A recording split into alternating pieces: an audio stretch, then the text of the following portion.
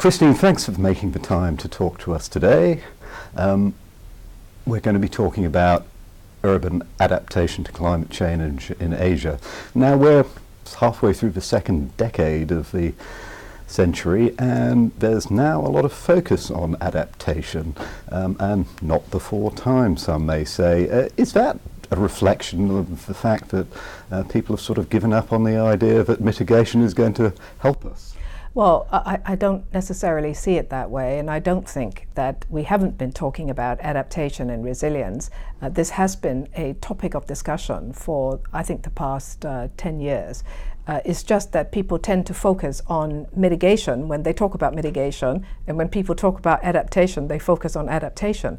Now, it's certainly very good in Hong Kong that we're beginning to also talk about adaptation.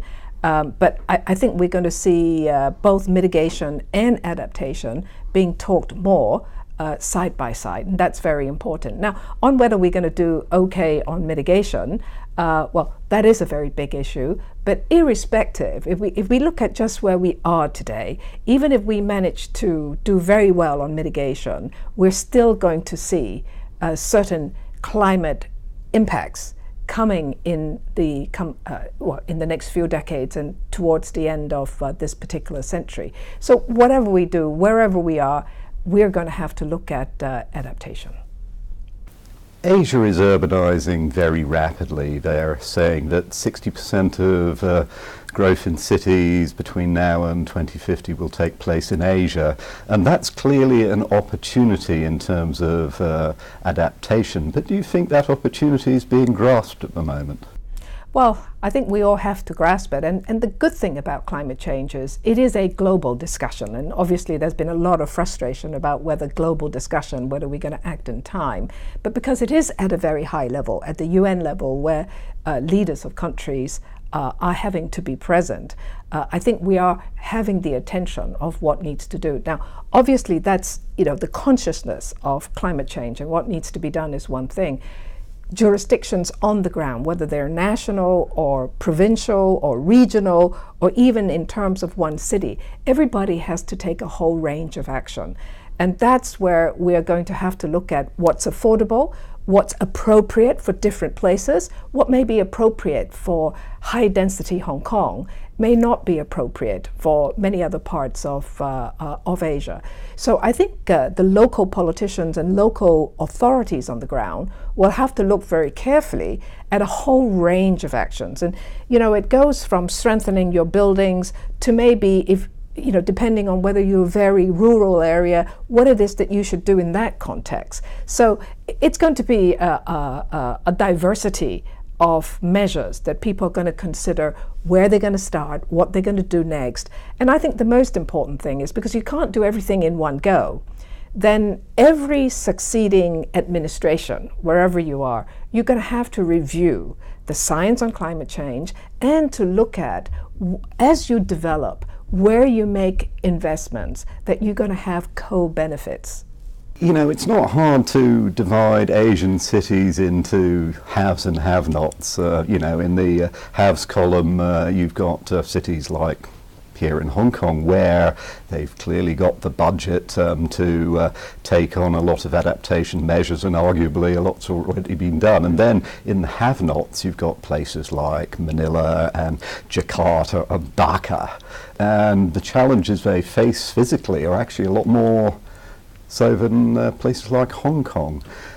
Is this just really a budget game, or what's the scope for smart policy? I don't think it's just a budget game. I mean, obviously, if you have a bigger budget, arguably you can do more. But what we need to do in Hong Kong, in high-rise Hong Kong, is different, obviously, from, let's say, not so much Manila, but perhaps we can look at another part of the Philippines, a much more rural, or perhaps an agricultural part of the Philippines.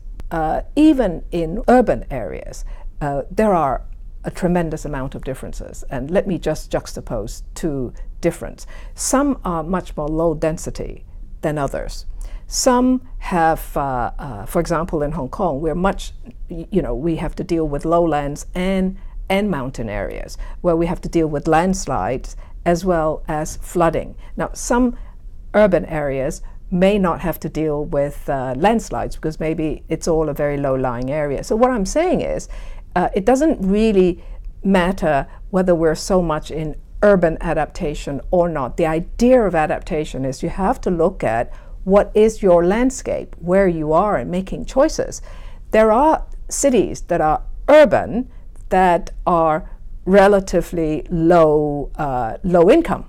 So what choices do you make? So I don't particularly see this as sort of urban and rural, but in any event, if let's say you are a lower density urban area, you're not an agricultural area, but nevertheless you're always in the typhoon path, for example, in the Philippines.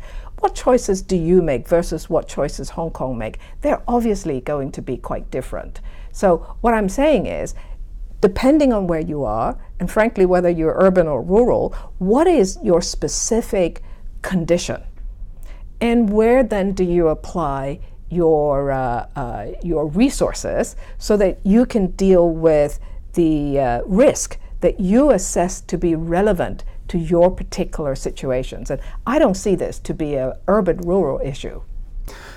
Climate change is, it's happening, but it's still relatively slow moving. I mean, there is obviously opportunity to adapt. Do you think there is any sort of hierarchy in terms of what issues cities in Asia should be looking at first, or are they just too diverse?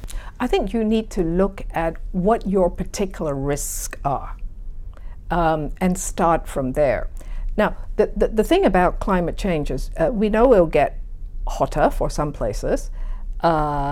We know that if you're in a low-lying area, you've got to deal with storm surges as sea level rises that may be more aggressive than they are today.